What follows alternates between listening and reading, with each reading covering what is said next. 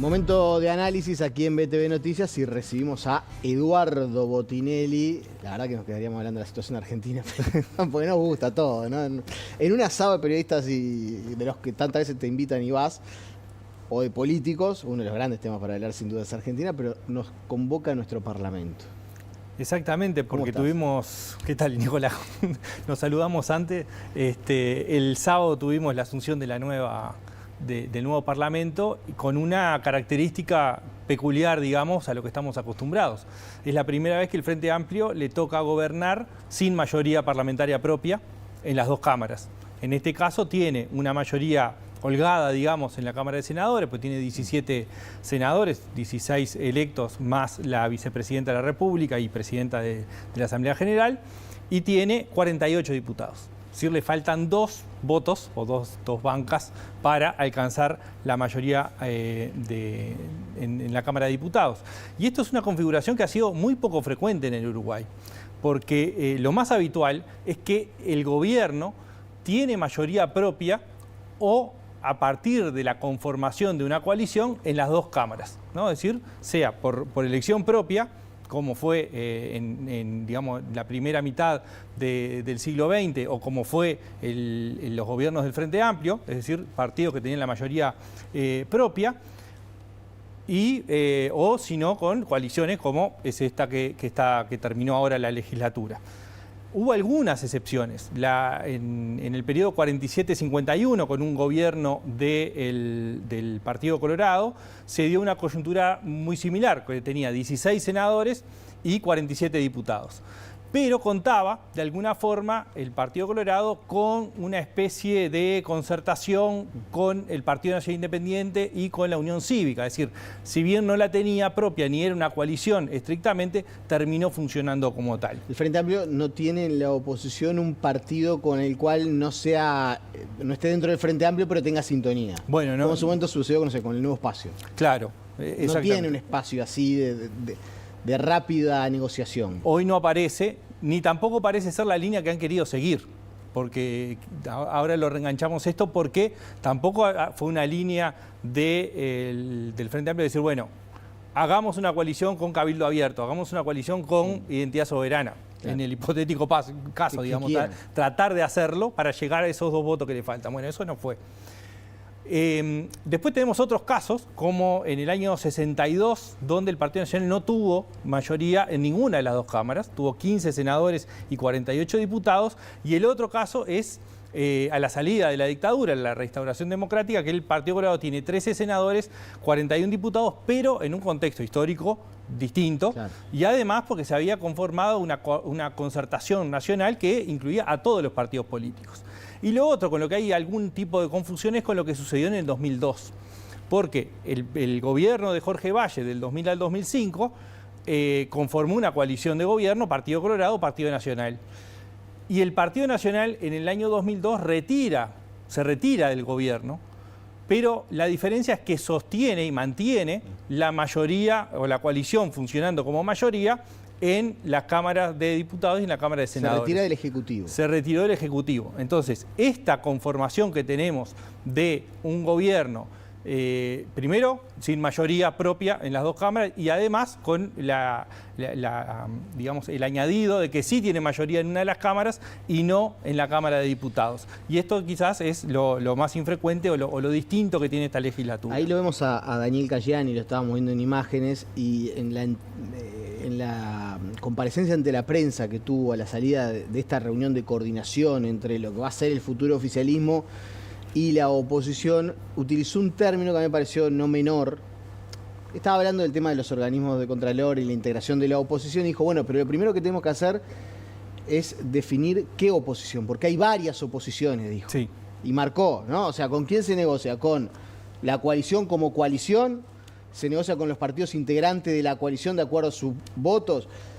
Identidad soberana, ¿cómo se toma? ¿Como una oposición por fuera de la oposición? Es decir, Frente Amplio tiene un escenario que esto no sé si no le termina jugando a favor en algún punto, de varias oposiciones. No se puede decir que hay una sola oposición. Ahora, ¿cómo crees vos que se van a sortear esta dificultad de tener que conseguir 2 votos casi que para todas las iniciativas que se quieran aprobar. Bueno, ahí es muy útil el ejemplo justamente porque hay una cuestión de apertura de juegos que tiene el Frente Amplio y que decidió ir por ese camino. O sea, tanto Alejandro Pacha Sánchez como esto de Casciani como Sebastián Baldomir han hablado de la idea de negociación digamos, en un abanico amplio con todos los partidos.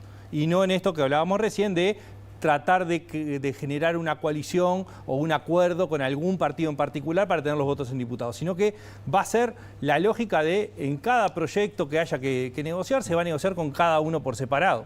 Y esto de las coaliciones, justamente, no la idea que se negocia con un bloque, después sí, con los cargos probablemente haya una negociación con un interlocutor, ahí hay otra discusión interna en la coalición de quién es el interlocutor. Hasta los colorados dicen que quieren poner 2 interlocutores. Claro. ¿Por qué? Bueno, porque no negociás con un partido colorado, parece que negociás con 2 partidos colorados. O sea, claro. Va con Ojeo.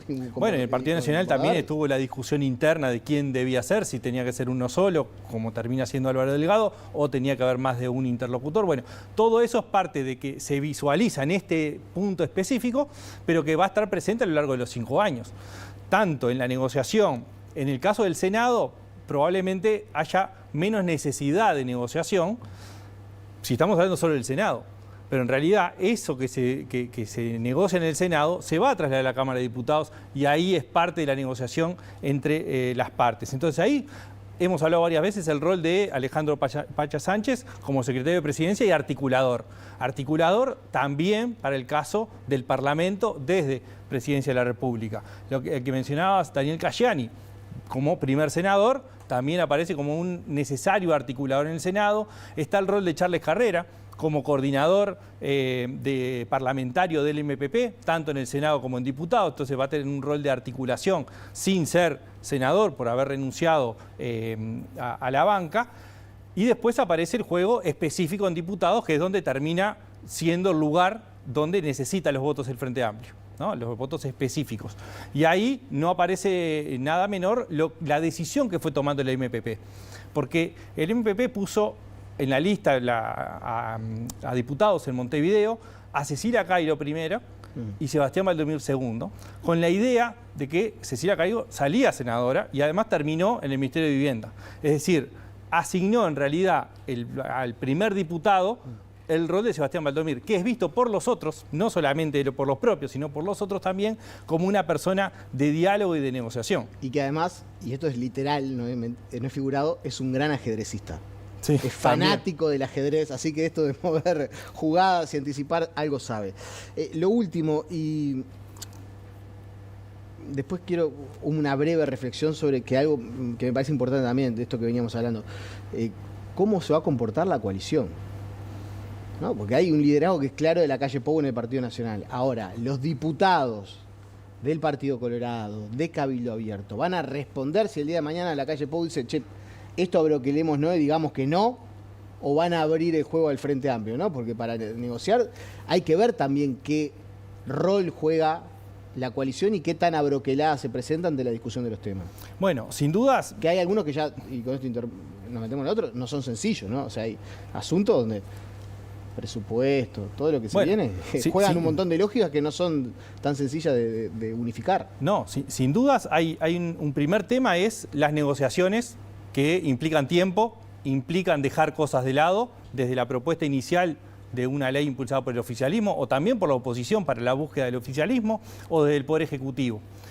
Lo segundo que aparece en las instancias clave que decías, presupuesto, rendición de cuentas, eso van a ser los puntos más álgidos y complicados y donde entra a hacer esa cuestión del surcido y de la negociación. Primero, en el caso del presupuesto tiene plazo, es decir, no se puede extender una negociación a lo largo del tiempo.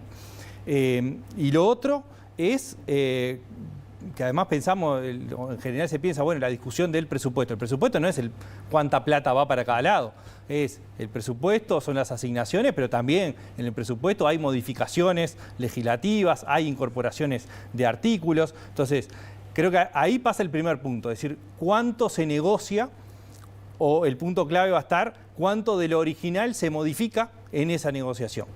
El otro es cuál es la discusión sobre seguridad social y cómo también las posiciones, se necesita o no, por ejemplo, actores de la coalición para el tema de seguridad social. Ya Javier García dijo acá esta semana, hace unos días, la semana pasada, que si era por él, el Partido Nacional no iba al diálogo social convocado por el Frente Amplio. Bueno, entonces aparecen posturas distintas, porque desde el Partido Colorado hay voces que han ido hacia el otro lado, es decir, bueno, todo lo que sea hablar, negociar, vamos a estar presentes. Entonces, en esto que vos marcabas, bueno, la coalición va a funcionar como un bloque. Bueno, eso es gran parte de lo que está por verse, porque no está estipulado un órgano formal de la coalición republicana, salvo para la instancia de las elecciones departamentales. No aparece claro que los socios de la coalición vean a Lacalle Pou como el líder y que pueda dirigir los destinos del sector de Vamos Uruguay o de... Que Perrone le vaya a hacer caso en el momento de qué votar. Exactamente, eso está. Y además creo que hay momentos también para mirar una primera etapa, 2025-2027, que es, bueno, está lejos de las elecciones, se votan cosas trascendentes, se negocian cosas trascendentes, están los cargos en el Poder Ejecutivo, hay otros cargos que se pueden negociar, pero también hay negociaciones específicas sobre asignaciones departamentales, sobre proyectos que quiere impulsar uno o algún partido, y otra etapa es 2028-2029, cuando ya entramos más cercano hacia las posturas político-electorales. La última y en 15 segundos porque es lo que nos queda. ¿Interpelaciones? Bueno, ese es otro de los puntos clave. Una cosa es la interpelación y si se declara satisfactorio o no se declara satisfactorio, y otra cosa es la censura. Son dos pasos distintos.